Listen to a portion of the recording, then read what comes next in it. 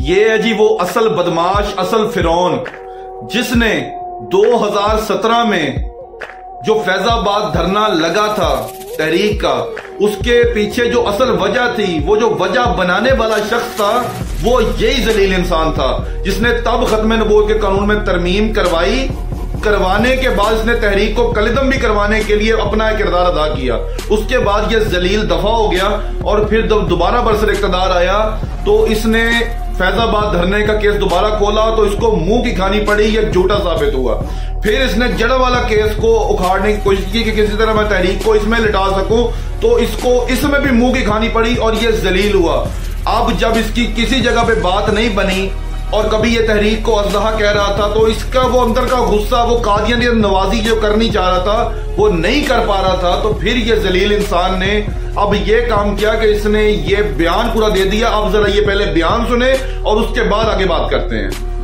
Supreme court کا توہین قرآن اور قادیانیت کی ترویج کے مقدمے میں سے توہین قرآن اور قادیانیت کی ترویج کی دفعات حذف کرنے کا حکم۔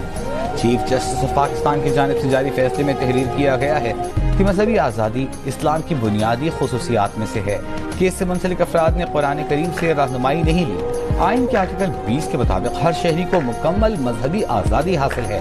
آئین ہر مذہب اور فرقے کو اپنے مذہبی ادارے کھولنے کی اجازت دیتا ہے۔ متعلقہ حکام اگر قرآن پاک سے رہنمائی لیتے تو شاید مقدمہ ہی درج نہ ہوتا۔ ملزم مبارک ثانی کو 7 جنوری 2023 کو گرفتار کیا گیا تھا۔ ملزم کے خلاف مقدمہ چنیور کے تھانہ چناب نگر میں 6 دسمبر 2022 کو درج کیا گیا۔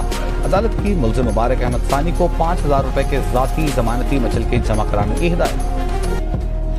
اب ہم اس قوم سے یہ کہنا چاہتے ہیں جن کو بعد میں بڑی تکلیف ہوتی ہے کہ جناب یہ مولویوں نے روڈیں بند کر دی ہیں اور لوگوں نے روڈیں بند کر دی ہیں، تو یہ قادیانیت نوازی کسی صورت نہیں چلنے دیں گے، یہ بدماشی کسی صورت نہیں۔ کائنات میں صرف ایک ریڈ زون ہے، وہ رسول اللہ صلی اللہ علیہ وسلم کی عزت و ناموس کا ریڈ زون ہے۔ خدا کی قسم ہم تیار بیٹھے ہیں، ہمیں اپنی جانوں کی کوئی ضرورت نہیں، لیکن 1973 کے اس آئین کو ہاتھ لگانا، ہمیں اپنی جانوں سے بھی زیادہ یہ قانون عزیز ہے، اور اس آئین کی حفاظت کے لیے ہم اپنی جانیں دینے سے بھی دریغ نہیں کریں گے، اور کسی بھی اس طرح کے بدماش کو ہم نہیں چلنے دیں گے۔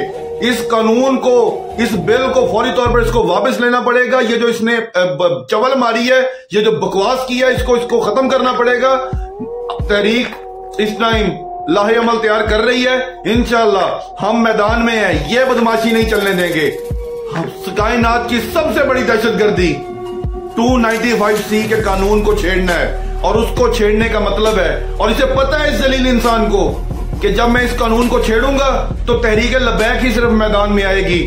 تو جناب تم تحریک کو جو کرنے کے لیے، جو قلدم کرنے کے لیے، اور جو اس طرح کی اپنی سازشیں کرنے کے لیے کوشش کر رہے ہو، تو خدا کی قسم ہمیں کسی چیز کا ڈر نہیں ہے۔ ہمیں سب سے پہلے بس رسول اللہ کی عزت کا بات ہے، قرآن کی حاکمیت کی بات ہوگی، اللہ اس کے رسول کی حاکمیت کی بات ہوگی، اور ہم اپنے اس مشن سے بالکل پیچھے نہیں ہٹیں گے۔